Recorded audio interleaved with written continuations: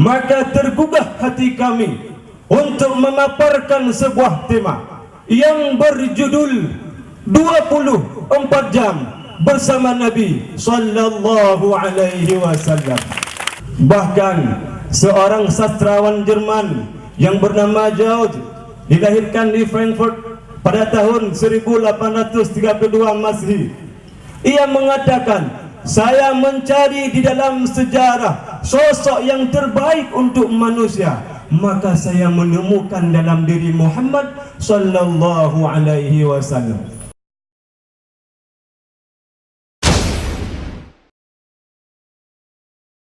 Kita tanamkan pendidikan Islam kepada anak cucu kita di masa yang akan datang. Jangan bangga dengan masjid yang besar, jangan bangga dengan masjid yang megah. Kurang megah apalagi Masjid Cordoba di Spanyol. Tapi hari ini orang tidak boleh lagi salat di sana karena di tempat mihrabnya terpancang palang salib terbesar. Itu bisa terjadi di mana saja kalau tidak kita wariskan agama Islam kepada anak cucu kita di masa yang akan datang.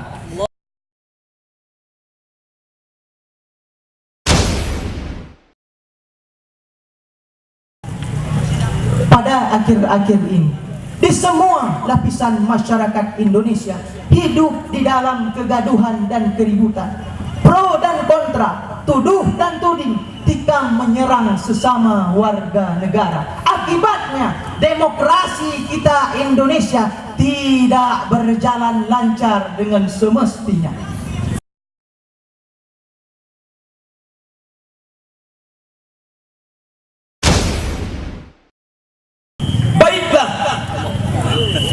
Keadilan adalah suatu kata yang mudah untuk diucapkan, yang merupakan tiang penyangga suatu negara. Bila keadilan suatu negara teratur, maka rakyat akan makmur.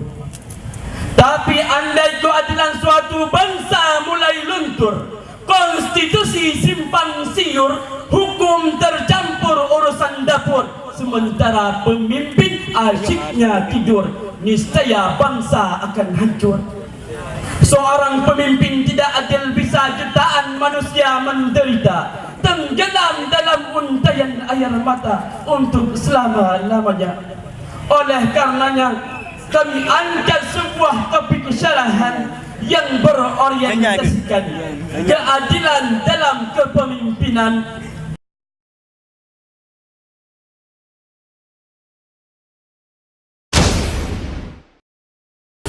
Adapun tujuan kami berdiri di hadapan sejenak hanya ingin memaparkan sebuah syarahan singkat yang telah kami beri judul Nasihat Diam Seribu Bahasa. Allah pernah berjanji dalam Al-Quran. Apa janji Allah? Kullu nafsin zaikatul maut. Tiap-tiap yang bernafas, tiap-tiap yang bernyawa, ia pasti akan mati. Itu janji Allah. Akan tetapi mengapa sangat banyak di kalangan manusia yang menyangka hidupnya akan kekal abadi, seakan-akan ia tak akan pernah mati, seolah-olah ia lupa akan janji Allah dalam kitab suci. Padahal peringatan demi peringatan selalu mengiringi. Allah yang maha adil, Allah ingatkan engkau bukan dengan khutbah Jumat karena kau tak pernah ke masjid. Allah ingatkan engkau bukan dengan pengajian karena Allah tahu kau tak suka pada ulama. Tapi Allah ingatkan engkau dengan apa? Dengan mati anakmu, meninggal dunia keluargamu, kau lihat mereka terbujur, tapi kau tak ambil pelajaran. Wa kafa bil mautil mu'id. Cukuplah mati sebagai nasihat, kata Nabi. Nasihat yang tak berbunyi dan bersuara, nasihat yang tak bertinta dan berpena, nasihat diam seribu bahasa.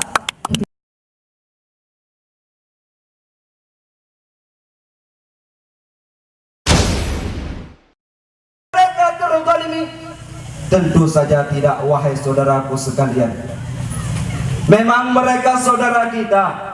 Kita tidak mempunyai tenaga untuk berperang bersama mereka. Namun kita mempunyai satu senjata yang paling ampuh yang tidak dimiliki oleh orang-orang kafir, yaitulah doa. Sesuai dengan sabda Rasulullah dalam sebuah hadis, ad-du'a'u silahul mu'min. Doa adalah senjata bagi orang mukmin. Wa imaduddin, dan tiangnya agama. Wa nurus samawati wal ard, dan cahaya bagi langit dan bumi. Para hadirin sidang jamaah aksi bela Palestina yang Allah muliakan. Adapun yang menjadi kesimpulannya, semenjak tahun 1948 bahkan sampai saat ini Israel memerangi Palestina. Itu semua disebabkan oleh 4 faktor. Yang pertama, juara pertama dengan judul syarahan keadilan dalam kepemimpinan dengan jumlah nilai 463 dapat diraih oleh Tunku Khairul Fadli, berasal dari Nisam kelas 6, utusan kabilah Ikatan Pelajar Aceh Utara ataupun IPAU. Juara kedua dengan judul syarahan demokrasi dengan jumlah nilai per 50 sikurang dapat diraih oleh Tunku Budi Hidayat, berasal dari IDI kelas 7B, utusan kabilah Ikatan Santri Aceh Timur ataupun ISA.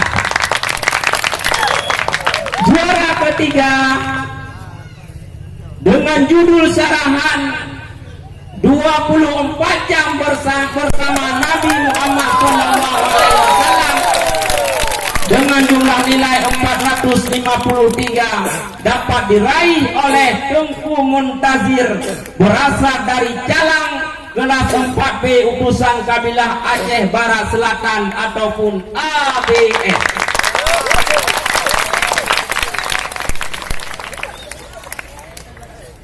Selanjutnya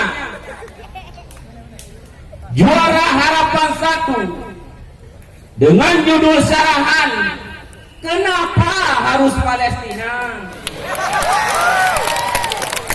dengan jumlah nilai 452 dapat diraih oleh Tunku Badril Munir, berasal dari Lamno kelas 7A, utusan kabilah Aceh Barat Selatan ABS. Selanjutnya juara harapan 2 dengan judul syarahan nasihat diam 1000 bahasa, ya, dengan jumlah nilai 443 dapat diraih oleh Tunku Zulfahmi, berasal dari Lo Sukun kelas 4B, utusan kabilah Ikatan Pelajar Aceh Utara IPAU.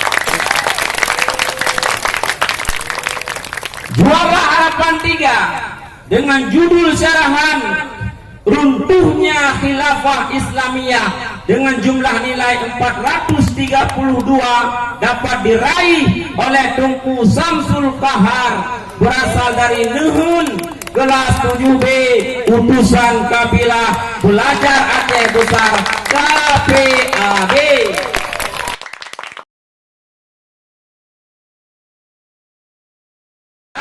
Dapat diraih oleh kabilah Ikatan Pelajar Aceh Utara, itulah IPAU.